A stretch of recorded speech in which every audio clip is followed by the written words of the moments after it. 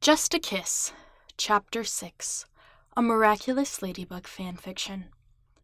If you've not heard the previous 5 parts of this story, you can find a link to them in the description box below. If you haven't already, make sure you've subscribed to this channel to stay up to date on the latest parts of your favorite fanfiction, and hit the bell to get reminders and notifications for new uploads.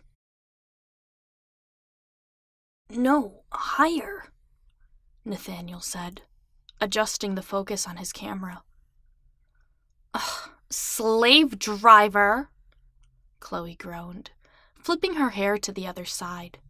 She tilted her head up as asked, looking like a teenage daydream as her eyes locked with his through the lens like a coy tease. That's good." "Is that everything?" she asked, sliding off the edge.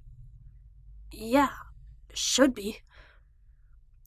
"Good. You took, forever to get those shots. They'd better be good, or else." "Or else what?" Marinette asked, handing her a bottle of water. "Not that I think you have anything to worry about.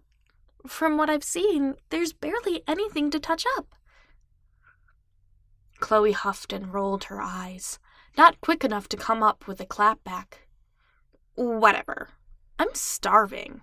I didn't eat breakfast because I didn't want a food pouch. Who knows if you're any good at editing something like that out?" "I know a good crepe place," Nate began. "Crepes? Ridiculous. Utterly ridiculous. Look at my body. Do I look like I'd eat that much sugar?" Of course. He didn't know what he expected.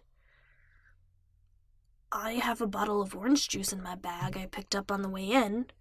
I know OJ has sugar in it, but it's not processed and..." She locked eyes with him. "Hand it over." "Okay." He didn't expect that.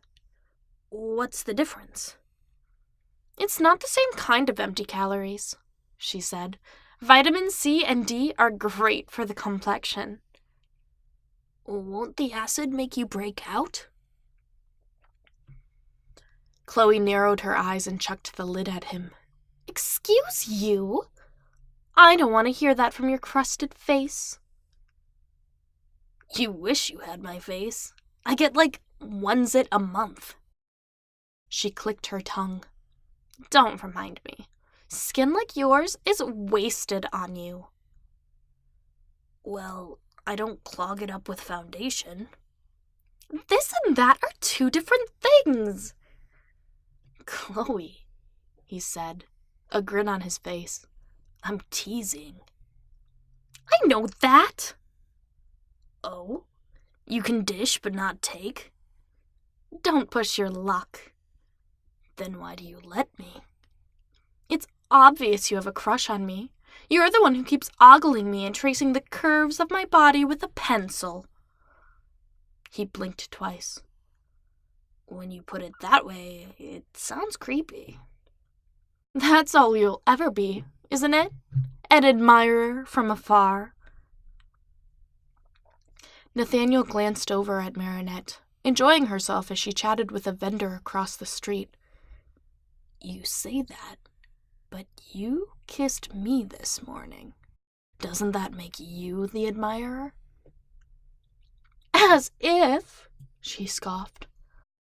"So you didn't kiss me?" She clicked her tongue.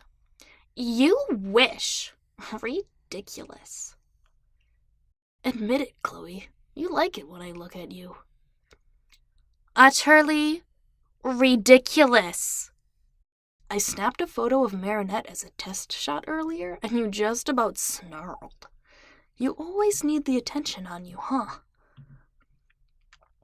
"Well, duh. Who better to have the attention on? Marinette's just a low-class nobody anyway, so..." "In my eyes, you're the low class." Nathaniel shrugged. "Thanks for the shots. I'll send them to you when I'm done editing." He turned tail, waving to Marinette as he crossed the street. He kind of understood Chloe now. There was a rush to the back and forth banter while you tried to get someone flustered. If he'd seen himself doing that a month ago, he wouldn't be able to recognize himself. He grabbed his laptop out of his bag before plopping on the couch, happy to be home. Today had just begun, but he'd used a week's worth of adrenaline. It was a rush for a guy who would have pinned himself for the shy type a month back. Love really does change a person after all. Wait a minute. Love? No. He wasn't in love with Chloe. She was hot, sure, and he liked their recent banter, but nothing. His heart was racing at the thought of her. Thanks, hormones, or whatever he could pin this on. Thanks, but no thanks. He didn't have a crush on her. He wouldn't. He couldn't imagine anything more disgusting. Nathaniel opened his laptop, hoping to distract himself, but realizing it was time to edit the photos of Chloe he took. Okay, fine, universe. You win this time. He liked thinking about her sometimes. That didn't mean he liked her or anything, okay? Ugh. Now then, on to work, he muttered, opening Photoshop.